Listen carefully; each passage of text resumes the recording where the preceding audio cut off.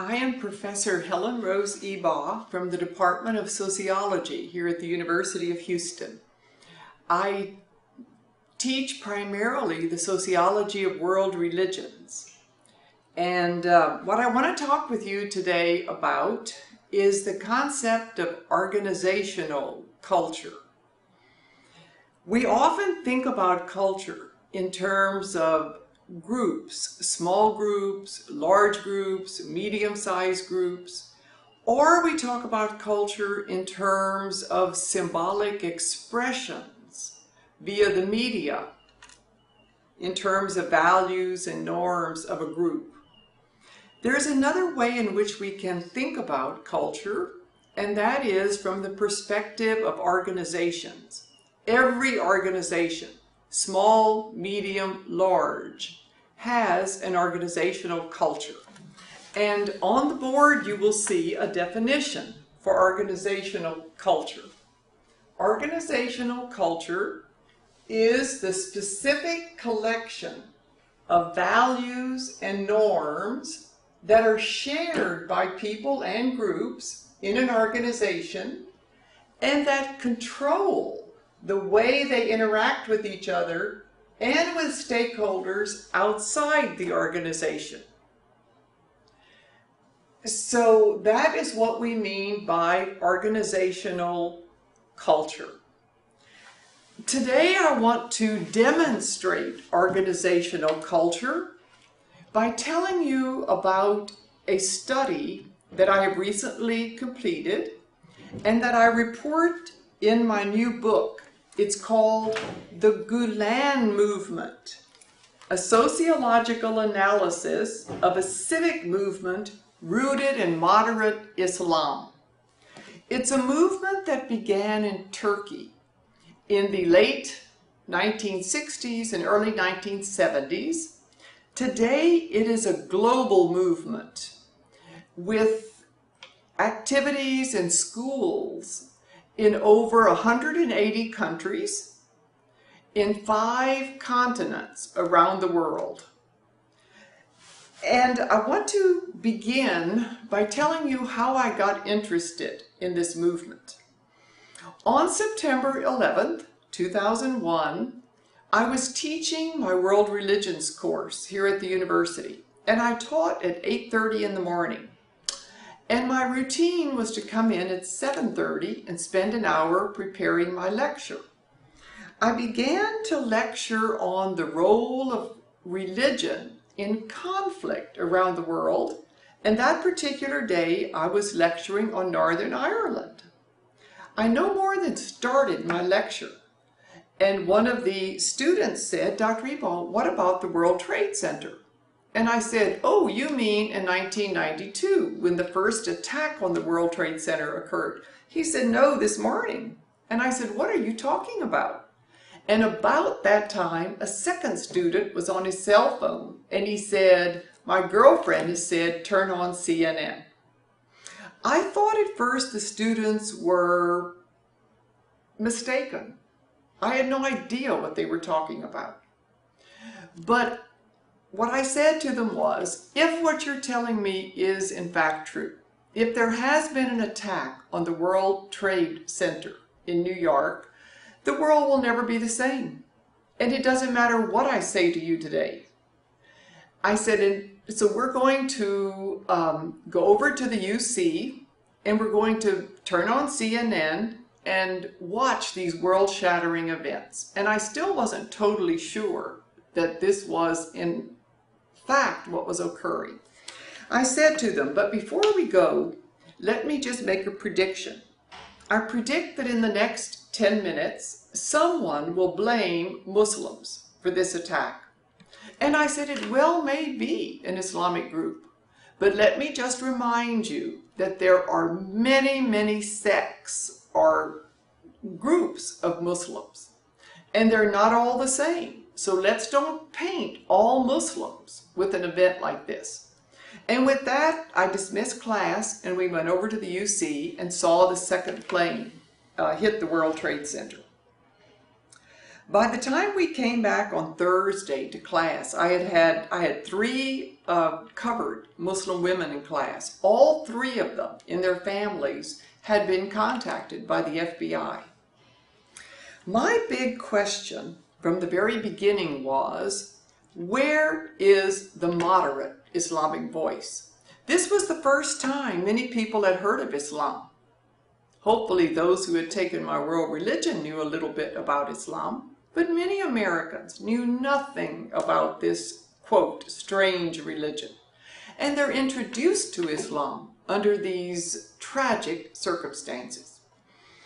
For the next several years, I kept waiting for the moderate voice. Now, on September 21st, about 10 days after the attack, I opened the Washington Post, and there was a full-page statement protesting 9/11 and saying this is not Islam. Islam is a peaceful religion.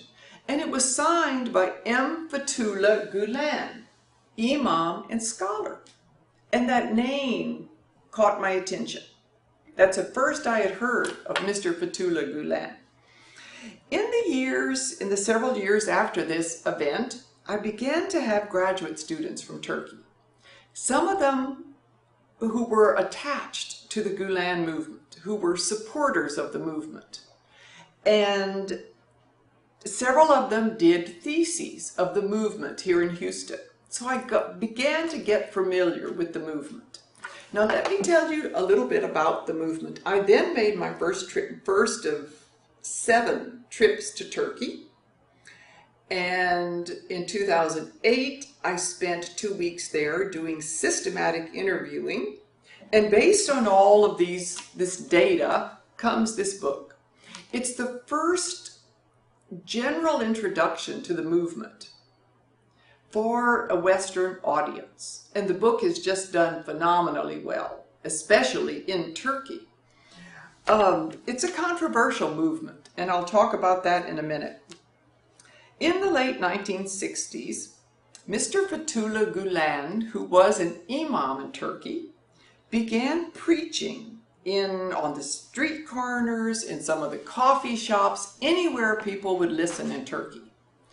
And his message was that the youth must be educated, that the future of Turkey and the future of the Middle East lay in educating the young people.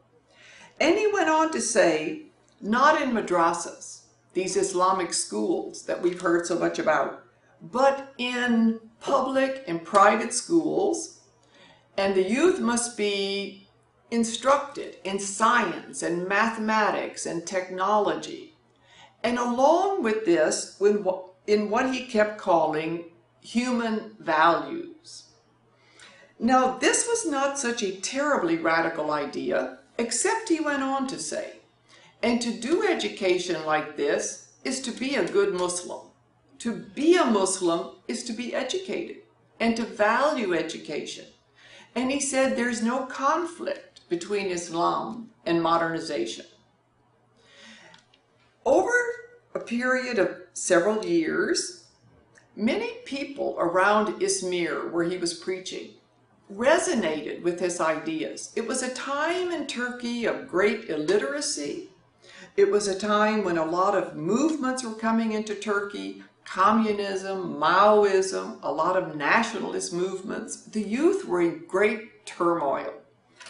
And increasingly, more and more of them became very interested in Mr. Gulen's ideas.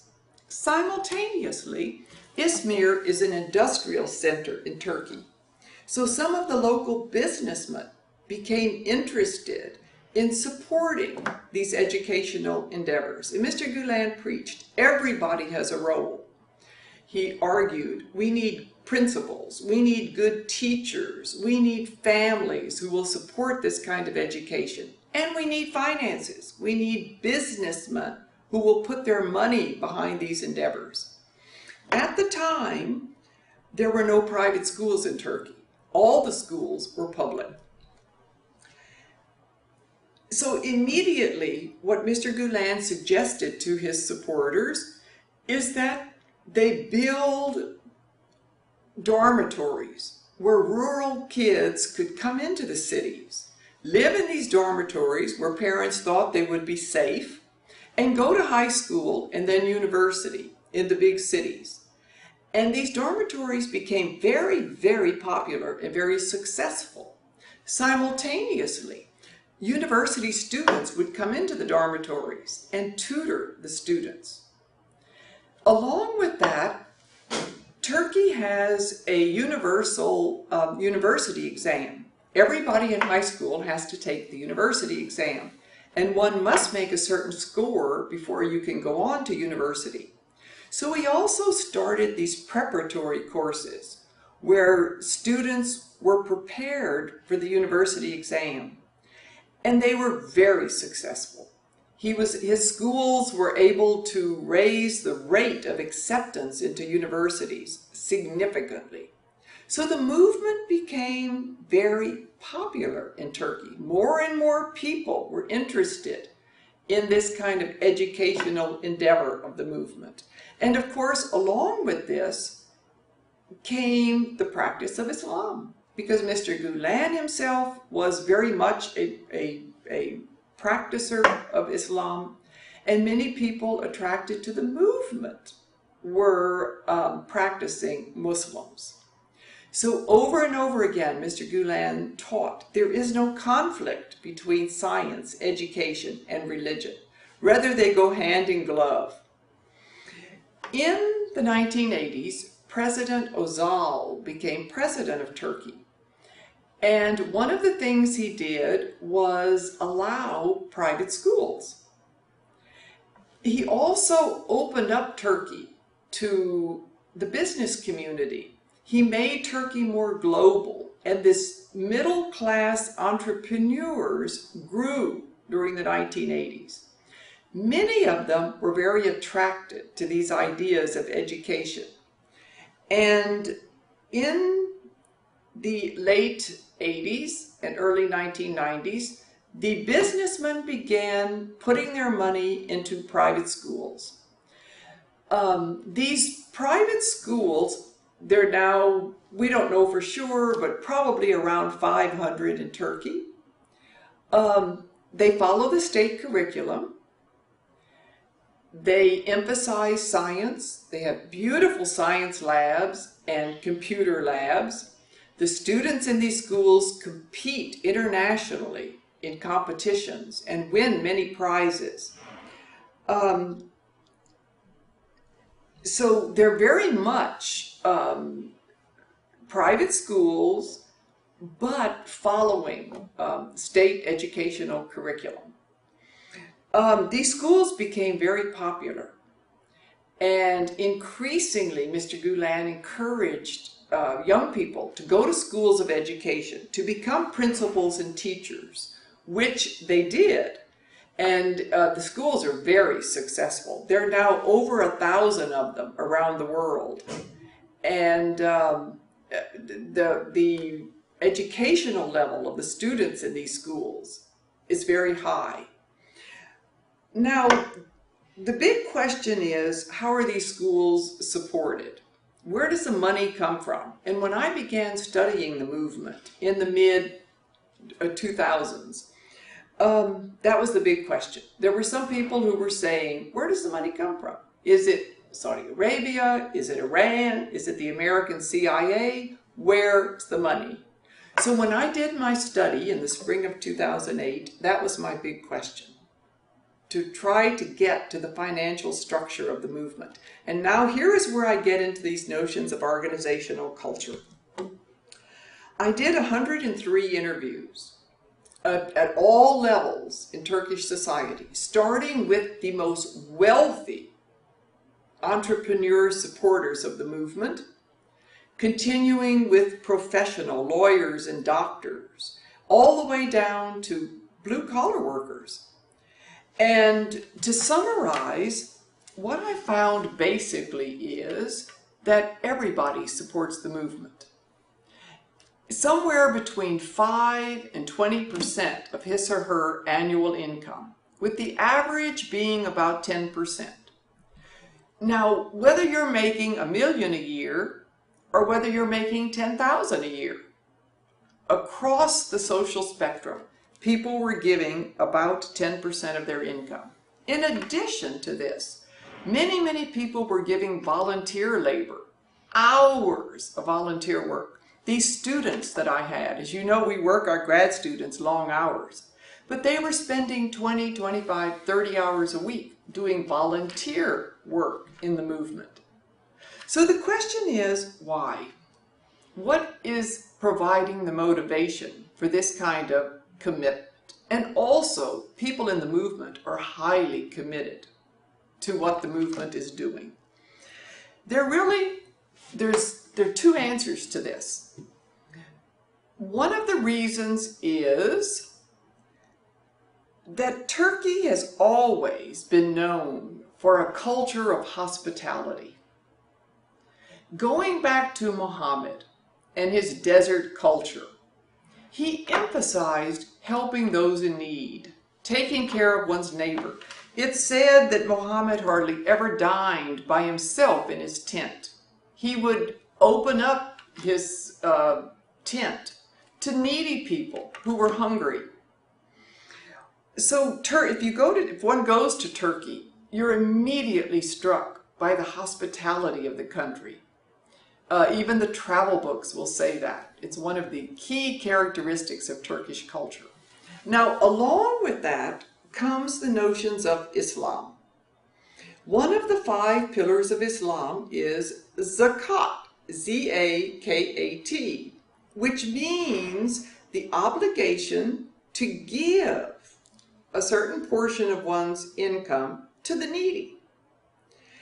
Now, what I found among these people in the movement, zakat equals maybe 2.5% of one's income, certainly not 10%. In addition to zakat comes notions of doing more than just the minimum. And there are many Islamic ideas. Also, for a lot of people, one helps one's neighbor with the expectation that your reward will come in the hereafter. That's how you please Allah, by helping your neighbor. So now to the idea of culture. This is precisely the organizational culture of the movement, rooted in Turkish hospitality and these Islamic notions of giving and helping one's neighbor. This culture permeates the supporters in the movement. We don't know exactly how many people in Turkey and around the world are followers of the movement because there's no bureaucracy. It's totally a network organization. There are no records, there are no membership rolls. We don't know how many. But we can estimate, and the best estimates are that in Turkey, this may amount to 7 or 8 million people. And if you multiply 10% of income, and many people in the movement are quite wealthy. There are these rising middle-class entrepreneurs in Turkey. It's not unusual for some people to give 100,000, 500,000, even $1 million in some instances to activities in the movement. So when you multiply that times 7 or 8 million people, that's quite a sum of money. So I concluded my interviews convinced that the movement is not being supported by any government. It's being supported by members of the movement themselves through this organizational culture of giving and helping one's neighbor. Now, let me say a little bit about what happened in the 80s and into the early 1990s. Mr. Gulen began to realize that globalization is what's happening in the world. And he began to emphasize the need for dialogue, intercultural and interfaith dialogue. So this is the second big organizational cultural value in the movement. Education, and on the other hand, dialogue. And Mr. Gulen himself met with the Pope. He met with the patriarch, the Greek patriarch, some of the major leaders of religious groups in the world, and he began emphasizing this need for intercultural, interfaith dialogue. One of the things the movement does around the world is interfaith trips, where it takes people to Turkey and introduces them to different cultural and religious groups.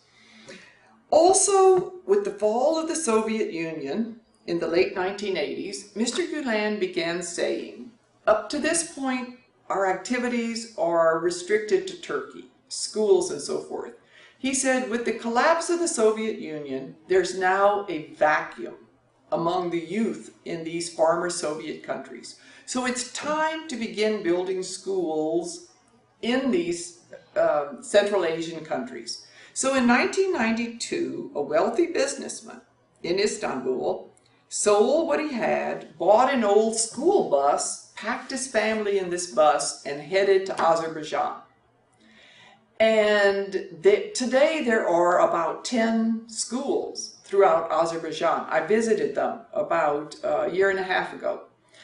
Shortly thereafter, these schools began to increase to Turkmenistan and all the Central Asian countries. Today there's schools, I visited Melbourne, Australia, Brussels, Paris, London. Last summer I was in Spain. There are no schools in Spain, but there are members of the movement. Africa. The schools are exploding in Africa. And again, it's driven primarily by the Turkish diaspora, who have these organizational values of hospitality and helping one's neighbor. My current project is looking at the movement as it has spread globally. And it's one of the leading global religious movements in the world. I was at the Parliament of World Religions in Melbourne, Australia, 2 years ago. And there were 2 religious leaders invited to the Parliament as exemplars of global peace. One was the Dalai Lama, the other was M. Fethullah Gulen. So Mr. Gulen is fast becoming a major figure in global peace around the world. So one of the big areas right now in sociology and in sociology of religion, which is my specialty, is global religion and how globalization is impacting religion and religion is impacting globalization. So I'm in process of putting together an edited book with a colleague, Stephen Cherry, at U of H Clear Lake. And we're studying 10 global service movements around the world. And then along with this, I'm also tracing this Gulen movement as it spreads through the Turkish diaspora around the world, looking at issues like what kind of adaptations does the movement make? What kind of international ties are maintained by members in the movement? And one of the things that has struck me very much as I move around the world in this project is this notion of organizational culture. I'm trying to describe it. I said at a meeting in Amsterdam a year ago, you can tell a Gulen person when you encounter one. I was in Azerbaijan and we had a rather stressful week. When the Gulen person walked in the hotel to pick me up, I knew immediately that he was my contact. There's something about supporters of the movement that exude this organizational culture. It's hard to describe, but it's there. It's there in the clothes they wear, it's there in how they talk, it's there in their values and the kind of norms they have. In the late 1990s, the Gulen movement was brought to the United States, primarily by graduate students who came to the United States to get graduate educations. And it's growing very rapidly in the United States. There is a big dialogue society in Chicago, in Washington, in New York, on the West Coast, and here in Houston. In Houston, the Dialogue Society is called the Institute for Interfaith Dialogue. and it's located in the southwestern part of Houston at a place called the Turquoise Center. And in fact, next week, the middle of October, the Turquoise Center is initiating a big peace garden. It's a quite large piece of property that contains a Christian church, a Jewish synagogue, and an Islamic mosque. And it will be dedicated by many of the major religious leaders in Houston. Also, at the University of Houston, we have the Gulen Institute, which was established about 3 years ago. It's a partnership between the Institute of Interfaith Dialogue and the University of Houston. It's located in the School of Social Work. And the purpose of the Institute is to provide a space for scholars and for researchers to meet together to facilitate studies of peace and tolerance and dialogue. The Institute also sponsors luncheons, usually down at the Hyatt Regency, and there may be 500 people that come from the business community and the educational institutions downtown, and there's a major speaker. For example, Secretary of State Madeleine Albright has been a speaker. Kofi Annan, the former Secretary General of the UN, has been a speaker. Last year, we had Vicente Fox, the former President of Mexico. And it's through these luncheons that the Gulen Institute is becoming very well known in Houston. In fact, it's one of the 2 outstanding interfaith organizations in Houston, along with the Houston Interfaith Ministries, the Gulen Institute, and the Institute of Interfaith Dialogue are bringing together people of all kinds of cultures and faith communities in Houston, and is gaining quite a reputation for its contributions to Houston. Thank you.